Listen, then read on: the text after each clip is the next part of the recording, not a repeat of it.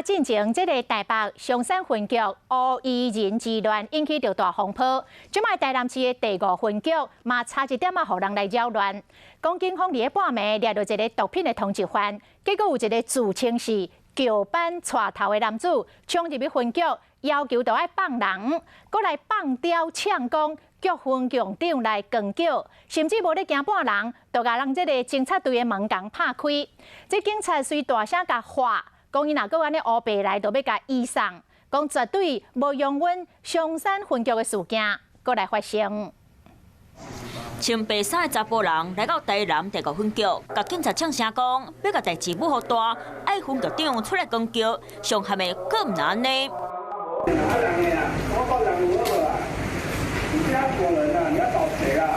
无伫咧插公权力，直接拍开警察队大门，问人到底伫倒。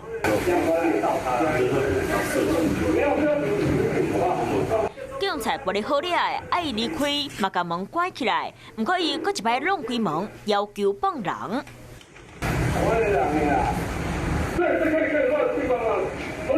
实在受过喊，敢会当家大声骂。原来这个查甫人讲家己是讲叫的人，而这么失控，是因为伊的朋友互通缉，佮摕毒品去警察抓起来，才互因无法度出庭，去到伫咧警察局闹。曾经2度欲进入侦查队来找其朋友，没有暴力或毁损公物等等的行为，我们还是会检举报请检察官。